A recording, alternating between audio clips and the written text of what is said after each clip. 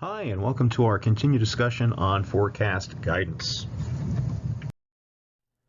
In this video, we're going to talk about another tool that forecasters use, and that is statistical techniques. One statistical technique that meteorologists use is called model output statistics, or forecasters use the short term MOS. And what MOS is, it's a linear regression technique in which the predictands are related to predictors through a statistical method.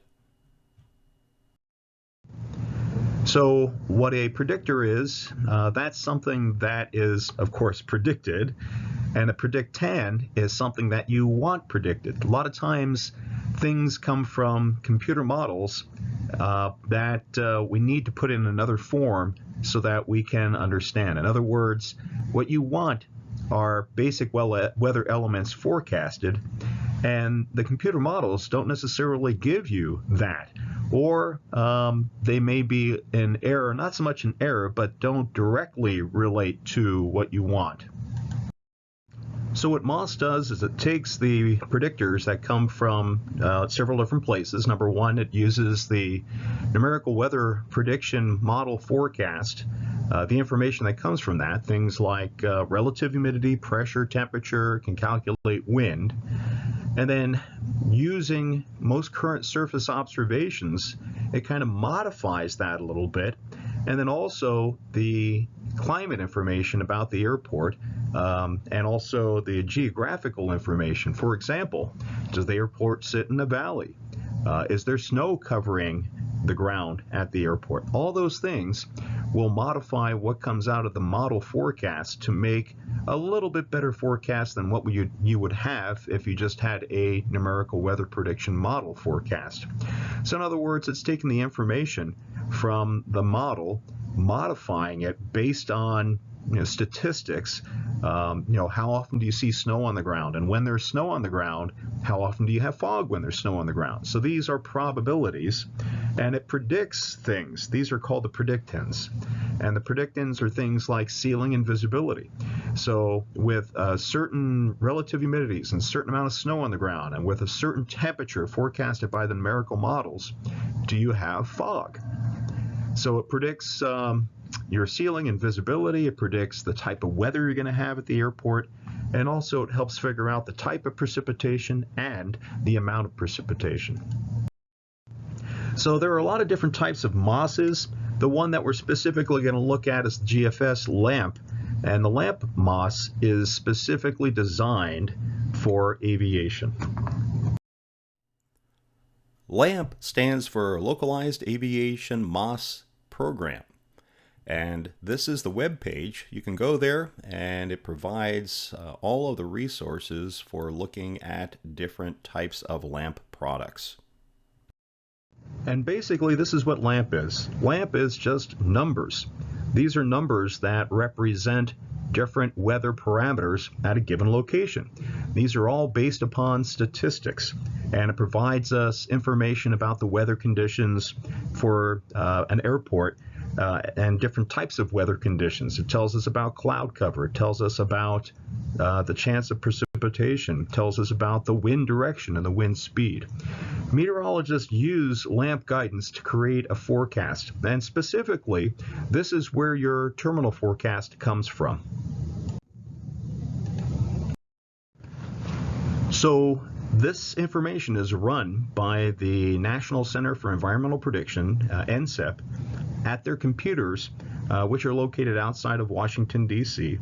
They run numerical models, and then after the numerical models, they run the MOS.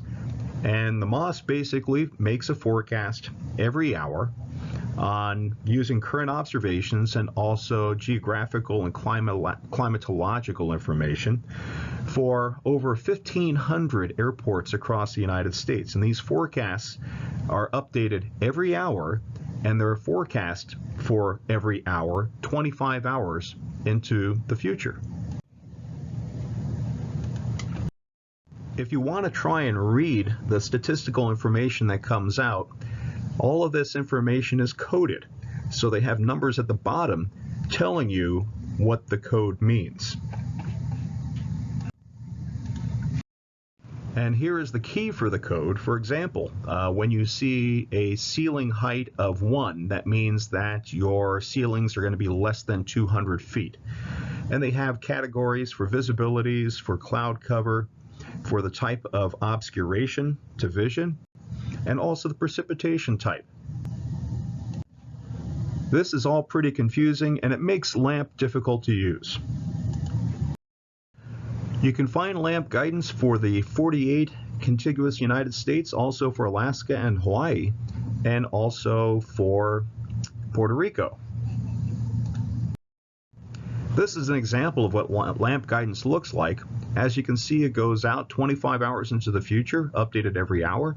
At the top, it tells you the location and the time this came out. Also, it gives you the forecast times at the top, UTC times. Then it goes on to give you temperature, dew point, wind direction, wind speed, and wind gusts, if there's any wind gusts. It goes on to give you information about cloud cover and precipitation, and also ceiling and visibility categories. That's all pretty confusing to memorize or remember, all the categories. If you've been looking at MOS guidance for a long time, it becomes second nature.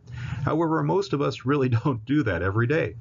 So instead, over the past few years, they've created some interfaces and some coding that helps it make it a little bit easier to read. This is one site where you can go to. This is at the site or the link that I gave you for lamps, and it shows you the United States, and it shows you the places that lamp guidance is produced for. Also, there's a drop down to look at whatever element you want, whether it be in this case flight category or precipitation or wind speeds or wind gusts or ceiling and visibility. When you click on that, if you click on a region, it takes you to that region a little bit closer up, and it shows you all the locations in that region that you can get lamp guidance for. Now, in this case, we have flight category, and as you can see, it's highlighting the colors for that. You can go into the future and look at the forecasted flight categories for a given location, or you can click on any one of those stations and get information about that station, detailed information that gives you what we call a meteogram. And a meteogram is a plot of weather information with time. So on the left, it shows the entire meteogram. I zoomed into the bottom ones to show you what a meteogram looks like, and this is what I specifically use these for. I look at the ceiling, the visibility, and also the obstruction division to see how the ceiling changes, the visibility changes, and also are there going to be any obstructions to vision, such as fog or mist or haze. So in this example, you can see at the top, the ceiling is down at 300 to 400 feet, and it looks like it will be going up by 16 Zulu to about 1,000 feet or a little bit higher, anywhere between 1,000 to 1,900 feet. But later on during the day, it'll start coming down after 0 Zulu. And then it looks like the visibility is pretty low. It looks like the visibility is forecast to be down to 2 to 3 miles between 12 and 13 Zulu. But later on, it looks like it's forecasted to go up and be a little bit better, more than 6 miles after about 18 Zulu. And then at the end of the day, the visibility will start coming down again after about maybe 7 or 8 Zulu or so. So you can see that this is really useful for pilots. Or if you have ForeFlight, when you go into the airport mode and look at a specific airport, you will see that they provide MOS under the weather tab. MOS is your lamp guidance, and it shows you when weather will change. It shows you when it's IFR, VFR, how the visibility changes and the ceiling changes. Also, it shows you the type of weather they're going to have at that given location. So instead of reading all of those tables or going out on the web to look up LAMP, you can also look here at ForeFlight. LAMP is a tool that meteorologists rely on, but pilots can also use it. It gives them an extra advantage to knowing a little bit more about the weather at a given location. So some of the advantages of using LAMP: of course, LAMP is updated hourly. When you look at a TAF, there may be longer periods of time where you don't really see the small changes. So it's nice to look at the lamp and watch the changes in ceiling and visibility, wind, and other things. Forecast comes out every hour. It's updated every hour. And it's a forecast for every hour into the future, out till 25 hours.